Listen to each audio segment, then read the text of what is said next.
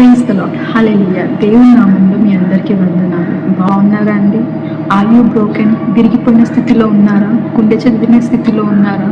రేపు నా జీవితం ఎటు వెళ్తుంది అన్న ఆలోచనలతో ఉన్నారా? నమ్మిన వారే మిమ్మల్ని మోసం చేశారా? నా అనుకున్న వారు మిమ్మల్ని తృణీకరించారా? అయితే దేవుడి ఈరోజు మన అందరితో మాట్లాడేది ఏంటో తెలుసా అండి? కీర్తనల గ్రంథం 34వ అధ్యాయం 18వ వచనం. ఈ హృదయం గల వారికి యెహోవా ఆసన్నుడు, నలిగిన మనసు గల వారిని ఆయన రక్షించును. The Lord is close to the broken hearted, he saves those who are crushed in spirit.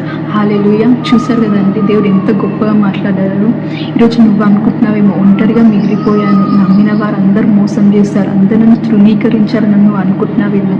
కానీ దేవుడు ఏమంటున్నాడంటే ఈరోజు మీతోనే ఉన్నాడంట. ఆయన మీకు దగ్గరగానే ఉన్నాడంట. మీరు అదే ప్రతి బాధ, మీరు ఆలోచించే ప్రతి ఒక్కటి కూడా ఆయనకు తెలుసంటండి. ఏది అయినా చూస్తూ ఊరుకోడండి. ప్రతిదీ కూడా ఆయనకు తెలుసు. He worries about you. నీ సొంత వారు నేను విడిచి వెళ్ళారు అని. అయితే ఆ సొంత వారిని క్రియేట్ చేసింది కూడా దేవుడే అండి.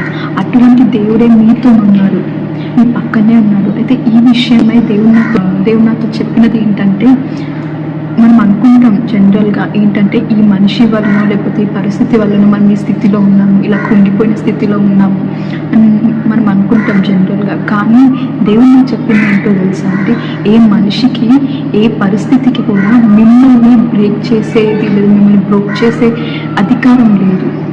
దేనికి కూడా మిమ్మల్ని ఈ స్థితిలో అంటే గుండె చెదిరే స్థితిలో పెట్టే అధికారం లేదండి.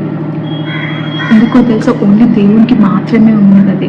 దేవుడు అది అలౌ చేస్తేనే మీ జీవితంలో అది జరుగుతుంది, లేకపోతే జరగదు. అయితే మీరు అడుగొచ్చు నన్ను, ఎందుకు సిస్టర్ దేవుడికి నేను ఏడవడం ఇష్టమా, నేను బాధలో ఉండడం ఇష్టమా అని మీరు అనుకోవచ్చు. కానీ దేవుడికి ఎప్పుడు మిమ్మల్ని బాధలో చూడడం ఇష్టం లేదండి. కానీ ఎందుకు ఇది అలౌ చేశాడంటే, ఆయనకు తెలుసు మీ జీవితంలో ఆయన ప్రేమ ఉండడం ఎంత ఇంపార్టెంట్ అని, మీ హృదయంలో ఆయన ప్రేమతో నింపడం ఎంత ఇంపార్టెంట్ అని. అయితే ఈరోజు మీ హృదయంలో ఆయన ప్రేమతో నింపడం కోసం, మీ జీవితంలో ఆయన ప్రేమతో నింపడం కోసమే ఈ సిచ్యువేషన్ని దేవుడు అలౌ చేశాడండి. భయపడవద్దు, ఆయన మీతోనే ఉన్నాడు. మిమ్మల్ని మాత్రమే ఈ సిచ్యువేషన్ నుంచి బయటికి తీయడం కాకుండా ఇంకెందరూ మిమ్మల్ని ఒక బ్లెస్సింగ్గా వాడబోతున్నాడు. హల్లెలూయా.